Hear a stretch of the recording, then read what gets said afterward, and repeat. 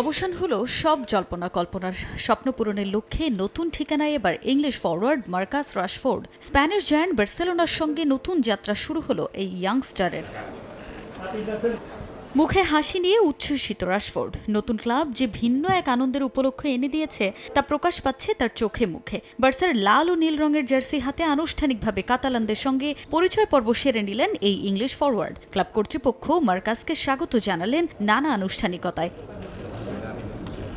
বার্সেলোনায় Marcus Rashford আরেক English legend Gary লিনেকারের পদাঙ্ক অনুসরণ করেই এগিয়ে যেতে চান। ৮০ দশকে শেষ কোনো ইংলিশ ফুটবলার প্রতিনিধিত্ব করেন কাতালানদের হয়ে। এবার সেই ঐতিহ্যকে ধারণ করে বার্সেলোনার আইকনিক ১৪ নম্বর জার্সিটা সিলেক্ট করেছেন মার্কাস রাশফোর্ড। প্রায় ৪০ বছর পর আবারও নম্বর ১৪ উঠল কোনো ইংলিশম্যানের গায়ে। ক্লাবের সামাজিক যোগাযোগ মাধ্যমে পোস্ট করা এক ভিডিওতে দেখা যায় ট্রেডমার্ক এই ১৪ নম্বর জার্সি নিজেই বাছাই করে নিচ্ছেন ইংলিশ ফরওয়ার্ড। আনুষ্ঠানিকভাবে রাশফোর্ডের হাতে জার্সি তুলে দেন ক্লাব প্রেসিডেন্ট হুয়ান লাপোর্তা। এক ভিডিওতে হাস্যোজ্জ্বল মার্কাসকে দেখা যায় জার্সি নিয়ে ছবি তুলতে। আগামী ২৭ জুলাই নিজেদের প্রথম প্রাক মৌসুম প্রীতি ম্যাচ খেলবে হ্যান্সি ফ্লিকের দল। সেখানেই রাশফোর্ডকে দেখা যেতে পারে বলে গুঞ্জন আছে।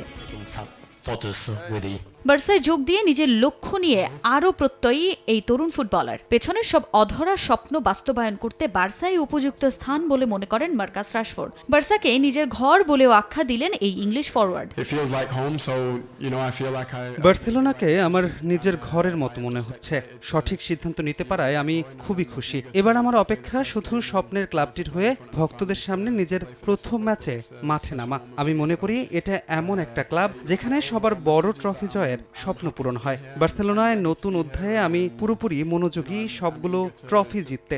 নতুন ক্লাব, নতুন দেশ, নতুন লিগ নিয়ে আমি খুব রোমাঞ্চিত। গেল মৌসুম বার্সার যেভাবে কেটেছে তা সবাই দেখেছে। আমি চেষ্টা করব নিজের স্কিল উন্নত করার। কোচ হ্যান্সি ফ্লিক একটা তরুণ দলকে যে পর্যায়ে নিয়ে গেছেন সেখান থেকে আমি অনুপ্রেরণা খুঁজে পাচ্ছি পরবর্তী মৌসুমে ভালো করার। এদিকে রাশফোর্ডকে দলে ভিড়িয়ে বার্সার আক্রমণ ভাগ আরও শক্তিশালী হয়েছে। ক্লাবের আনুষ্ঠানিক এক বিবৃতিতে বিষয়টি উল্লেখ করে কর্তৃপক্ষ। তাজিন খন্দকার, সময় সংবাদ।